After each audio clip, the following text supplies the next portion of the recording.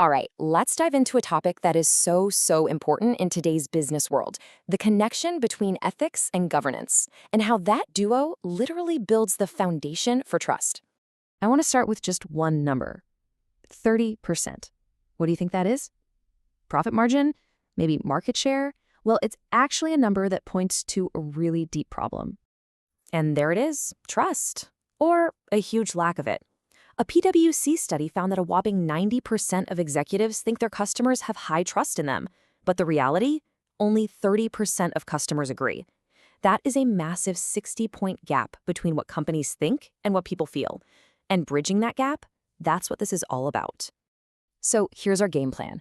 We're going to start with what ethics even means in business.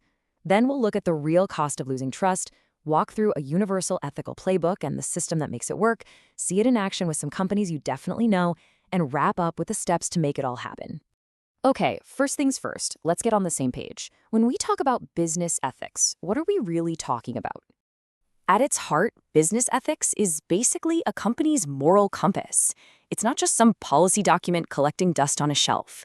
It's the set of values that guides every single decision, from the huge calls in the boardroom all the way down to the front lines. And this right here is a really critical distinction to make. See, being legal is just the bare minimum. It's the floor. It's what you must do to avoid getting in trouble.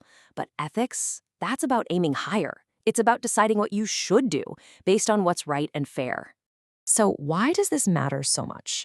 Because that trust gap we talked about isn't just a statistic.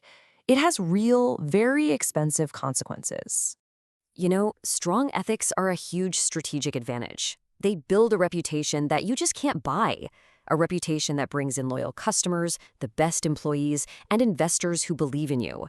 It's not just about dodging lawsuits. It's about building a business that lasts, one that people are actually proud to support.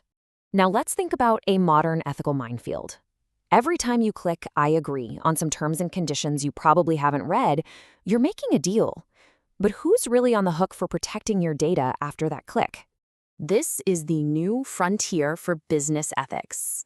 How companies handle our data, how they collect it, use it, protect it, is one of the biggest ethical tests they face today. It's way more than a tech issue. It's a fundamental question of trust. And here's another one. We see words like eco-friendly and sustainable slapped on everything. But how do you know who's for real and who's just greenwashing to look good?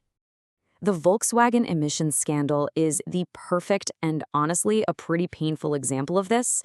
That was a catastrophic failure of ethics. They didn't just break the law.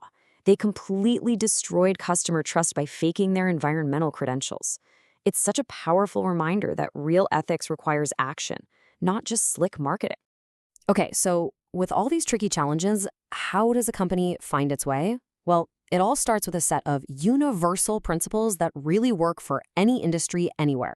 These first six are the bedrock. You've got honesty and fairness. Pretty straightforward, right? Tell the truth, treat people right. Then there's accountability and compliance, which means owning your actions and playing by the rules. Confidentiality, protecting sensitive info. And integrity, well, that's the glue that holds it all together. And the next six build on that foundation. We're talking about leadership, setting the example from the very top, respect and professionalism in how you treat everyone. Social responsibility is about looking beyond profits to your impact on the world. And then you have transparency and trustworthiness, which really are the results you get when you live by all these other principles. Okay, so having principles is great, but actually putting them into action day in and day out, that requires a solid structure. And that structure is called corporate governance. Think of it like this. If ethics are the why, then governance is the how. It's the operating system, the actual rules of the road that turns good intentions into reliable, everyday practices. And a good governance system stands on four pillars. First, you've got the people. From the board on down, everyone has to be on board with doing the right thing. Second is the process, the clear policies that guide decisions. Third is performance, measuring success not just by the numbers, but by how you got those numbers. And finally, purpose, a core mission that keeps the company on track. Enough with the theory, let's see what this actually looks like when companies get it right. Here are a few that have made ethics a huge part of their success. So you've got companies like Nike, who, after facing major criticism, put a huge focus on fair labor in their supply chain. Then there's Patagonia, a company that's pretty much built its entire brand on environmental responsibility, like telling you to repair your jacket instead of buying a new one. And Warby Parker, who builds trust simply by being transparent in their marketing. They each show how ethics can become a real business strength. Now, this isn't just for billion-dollar companies. Any organization, big or small, can build a culture of integrity. The question is, where do you start? Here's a really practical 5-step playbook. 1, write a clear code of conduct so there's no confusion.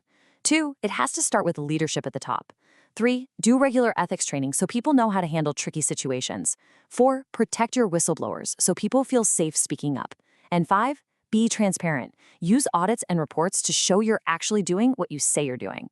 I love this quote from Whole Foods co-founder John Mackey. It really just hits the nail on the head. This idea that you have to choose between making money and doing the right thing, it's a false choice. They absolutely can and should go together. And that leaves us with one final big question to chew on. In a world where trust is the ultimate currency and a company's reputation can be destroyed overnight, is being ethical just a nice to have, or is it becoming the only way to survive in the long run?